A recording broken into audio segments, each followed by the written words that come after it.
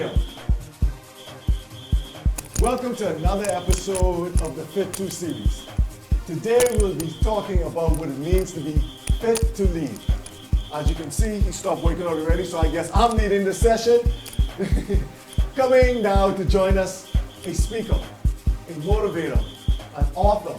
He's not just a businessman, he is a businessman. Welcome to this episode of Fit to series, Myles Munroe Jr.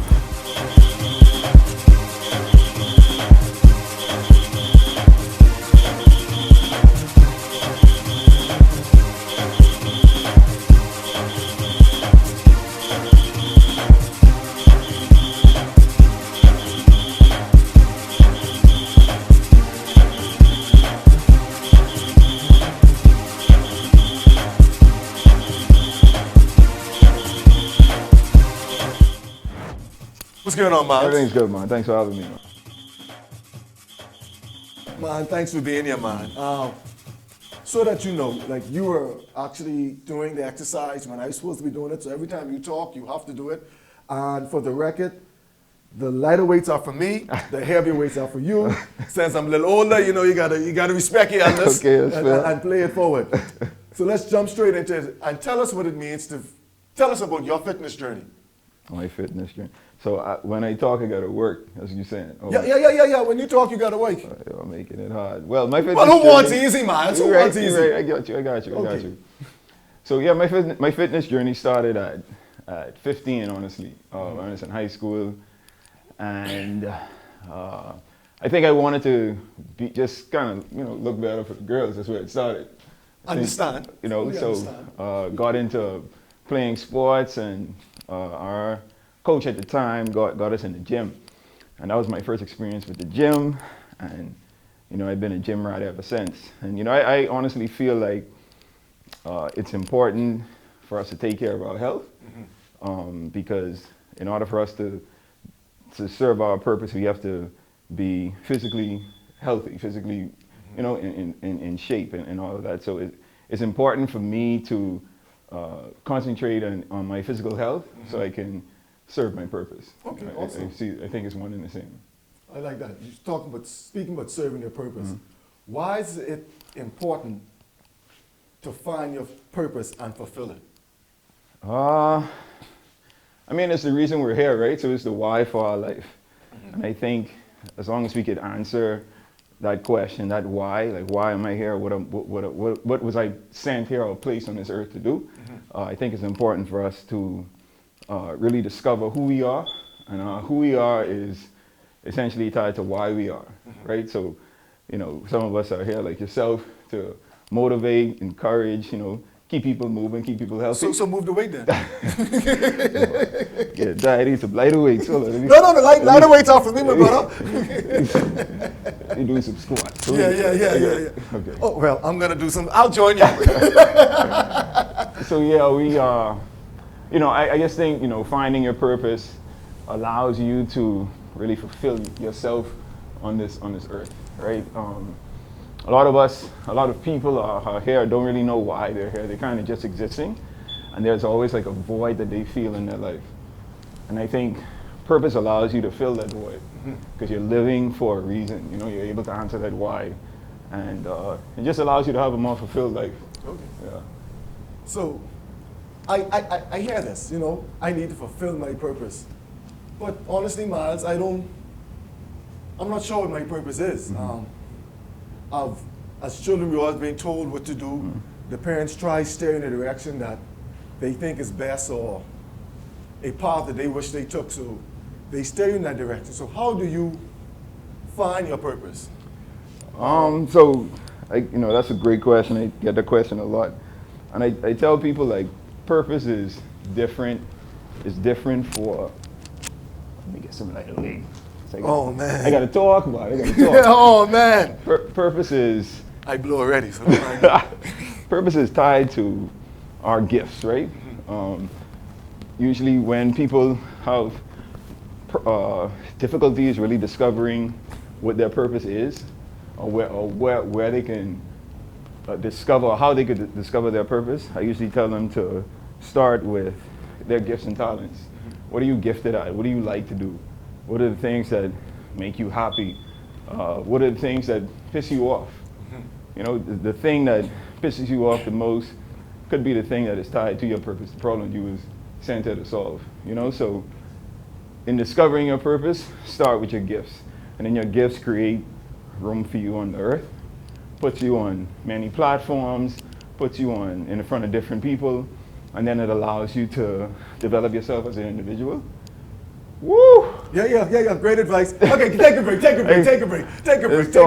But we doing the cardio and the muscle endurance and muscular strength. All components of fitness, man. Absolutely. So you all just want to make sure you go to the gym to look good for the girls. So you have these sexy muscles, but you then you're lacking the performance. But we ain't gonna get into that. So I just saying, get your cardio up, my brother. Just get your cardio up. So, Myles, excellent advice so far, man. Yeah. Tell us what it means to be fit to lead. Man, I mean, being fit to lead is not only a mental thing, right? It's also a physical thing. Like I said, you know, our physical health is just as important as our purpose. And in order for us to serve our purpose, we have to be physically healthy, you know? And being fit to lead is us taking care of our physical bodies, taking care of our mind, taking care of our spirit. So taking care of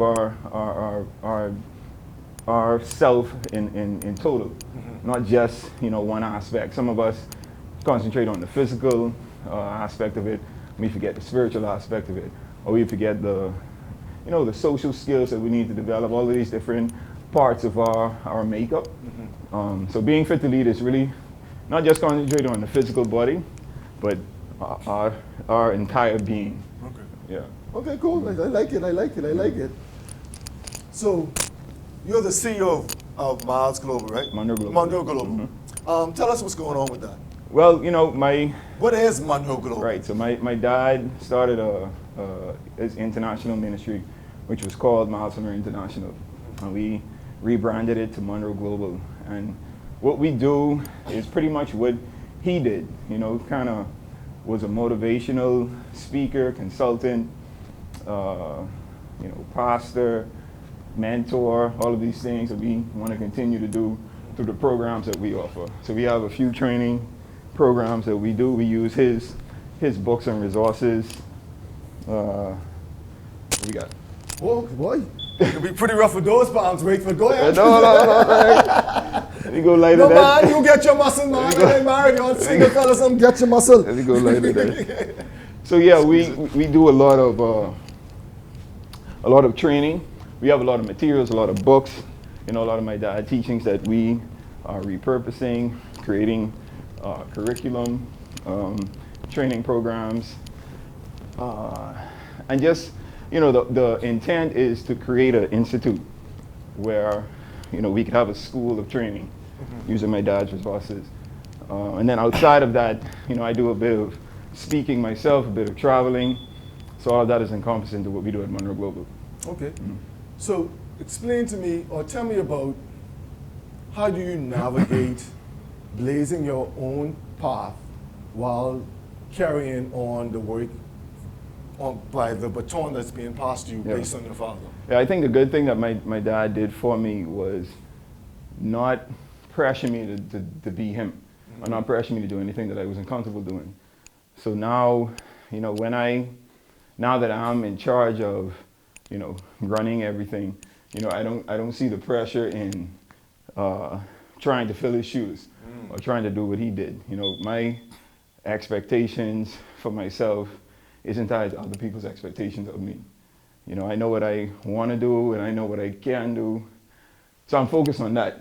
You know what I mean? I'm not here to please anyone else, but, you know, try to do the best that I can with what God has given me. And that's kind of how I look at it. You know, I said, there's no pressure on me. I don't put any pressure on myself. But I just, you know, I do what I love what I do, and, you know, hopefully I'm able to inspire someone while I'm doing it. That is solid. Yeah. That is solid. So you say you're a world traveler, right? Well, we know you're a world traveler because you like do a lot of traveling. Right. A lot of people call me crazy because I did Spartan races, Ironman, Right. jump out of airplanes. But I recently saw you walking with lions. Yeah, like, yeah. not a lion, lions. Yeah, a couple not of along lions. the fence, like in the midst of lions. It's right there, yeah. Yeah, explain to me, A, why, and B, how was that experience? So, I've been traveling to Africa for, I'd say, a better part of 10 years now, or a little over 10 years now. And, each time I go to Africa, I'm able to experience encounters with, the wild. One of the things that I've always wanted to do is like literally walk with lions, and I know it's crazy, it looks crazy, it is crazy, right? But in the moment, like, it's just so amazing how, you're able to see one of these creatures that we grew up learning about, and how vicious and violent they were, or they are.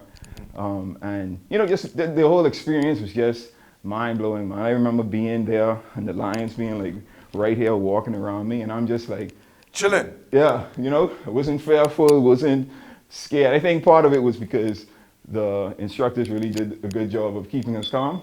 But outside of that, I've been going there so much that I think I'm comfortable there, and I consider myself to be one of the lions now. So, Okay. Well, pick up that big weight, lion. Let's get some squats in. You said one of the lion. So, tell me who said this. Ask not what you can do for your country. Ask not what your country can do for you, but what you can do for your country. Who is that? That's the U.S. president, JFK. Good job, Right. good job, good job. Now I'm going to summarize this one. If Bahamians aren't prepared to fight and defend the Bahamas, I ain't messing this right up, so don't mind. This is way too heavy for me. I got to get it together. Okay, let me give it an easy one. If you can't fish, cut bait. Oh, I know who do that. Oh, well, I messed up the code, but stop so independent. So I ain't messed it right up. I messed it right up. Now, I beat up on him in Monopoly all the time. He is one of my victims. Who said that? That sounds like Dreddy. Yes, yes. Dreddy lying though, but I can let him live. I can let him live. I know that's be a good, respectable man. Yeah, Man. no, absolutely, but he lied on me. He lied. He is one of my victims. Like, he made sure that you're not alone. He made sure to let us know that. Yeah, that's in Dreddy being. All right, Dreddy, you can win that one. You know what? Tell us one of the biggest lessons that you learned from your father. Man, it's been so much. I think one of the things that I learned, that I tell myself even today, is that nothing changes until your mind changes, right? So I think our perspective on life, everything that happens to us, everything we go through, it's not about what happens, it's really about how we respond to it. And it's all about perspective. So, I know that change is a constant.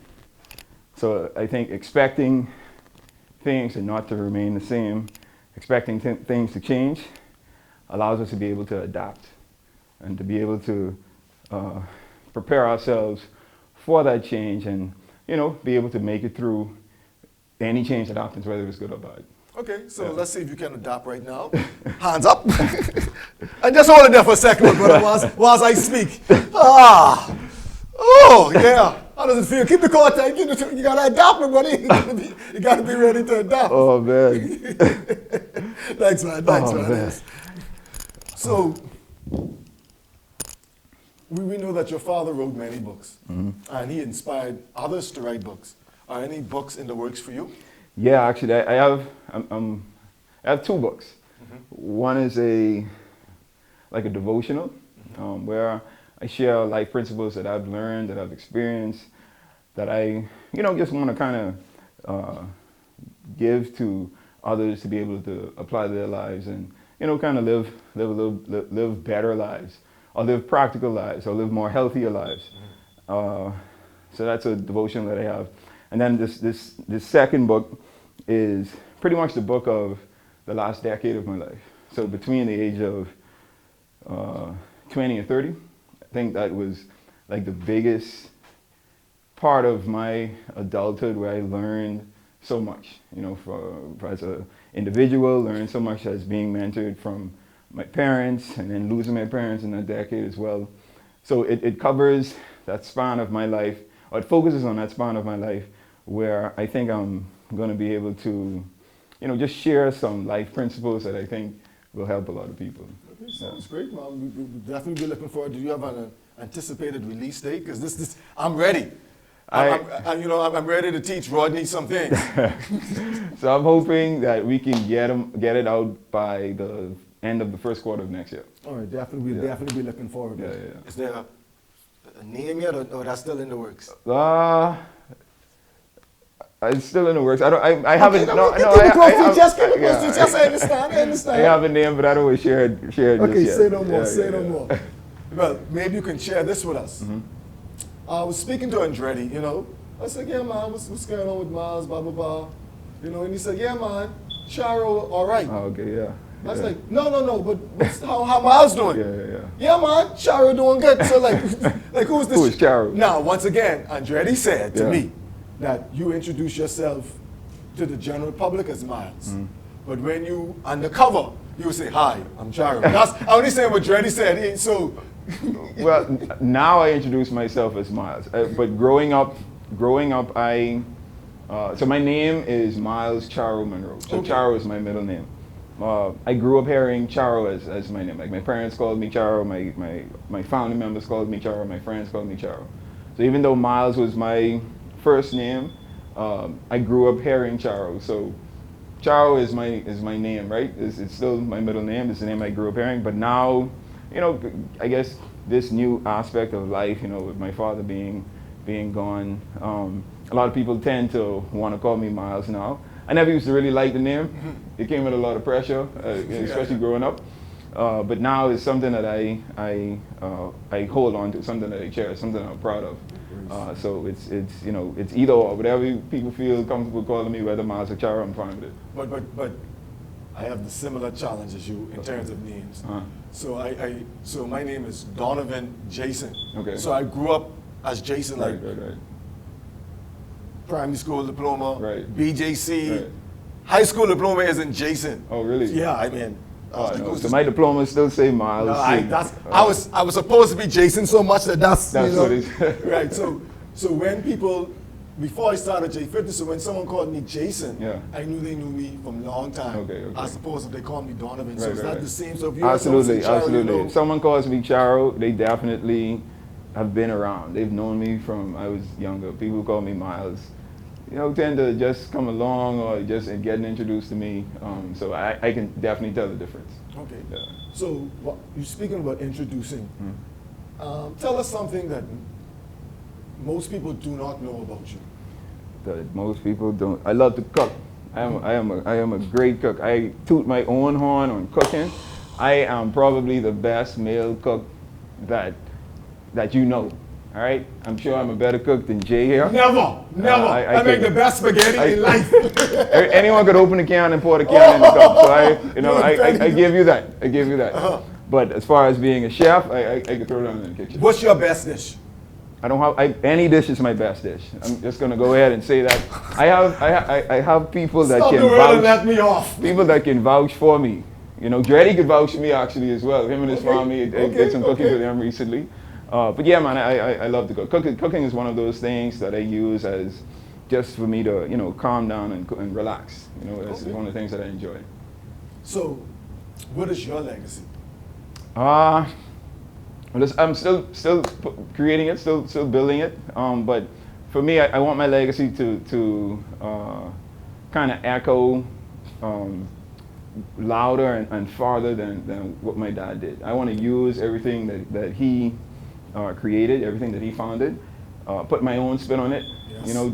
Use the creativeness that I have and the expertise that I have gained over the years, and repurpose or expand what he's done, and just leave something behind that is going to empower and impact generations after me, and whether that's through personal development, motivating people to discover themselves, motivating people to to be their own bosses. And when I say boss, I'm not talking about just owning your business, but taking the responsibility in yourself to discover who you are and to fulfill your purpose on this earth. I think if all of us can do that, this world will be a much better place. Yeah, man. Appreciate it. Tell the guests how they can contact you, because this conversation has to be expanded, and some people need to hear these things in a wider group. So if someone wants to reach out, or a company wants to reach out to you, you know what? I like what this dude is talking about. Yeah. I like the message he's giving. I would like for him to help inspire, mentor, motivate my team. How can they reach out to you? Well, social media, all my platforms are Myles Munroe Jr. So Myles, M-Y-L-E-S, Munroe is M-U-N-R-O-E, and then Jr. So that's Instagram, Facebook, Twitter, any social media platform. You can reach out to me on that, man. Okay, awesome. How old are you now, Myles? 36. 36. 36 wow. years young. I feel you. Yeah, I know what that is. So you still die in your bed black? No, man. This natural black. You know, still got my hairline. You know, the old man had. Yeah. That was going pretty quick. Yeah, so I pray, and you know, hopefully I make it. I get a little seasick. I get a little bit of waves. You know, trying to keep it dizzy. You know, trying to keep it dizzy. All right. So you're 36 now. Right. Clearly, you've learned some things. You experienced some things. If you could go back in time to when you were about 12, 11, 13, what would you tell yourself? That being Myles Munroe's son isn't bad at all. Yeah. Like, I used to hate being the son of Myles Munroe just because it came with so much pressure. You know, I felt like there was like this magnifying glass that was placed on my life, and it just always made me feel uncomfortable. And I think it affected my relationship that I had with my dad, especially when I was young. And so if I could go back and tell my younger self one thing, it'd be, you know, it's cool, but yeah, it was really good, and being able to learn more from my dad at that time in my life, I think would have been good too. All right, boss. Well, we basically done. I mean, you've been slunking the last couple of minutes on the weights. I mean, I was waiting to see if you were going to lead or take the initiative, but you didn't. You know, so you failed that test. So you know, but thank you for coming. Thanks for having me. I really appreciate it. I really appreciate the words you said. We definitely be looking out for the book. I want my signed copy right away. Sure. So I mean, I talking about right away, my brother.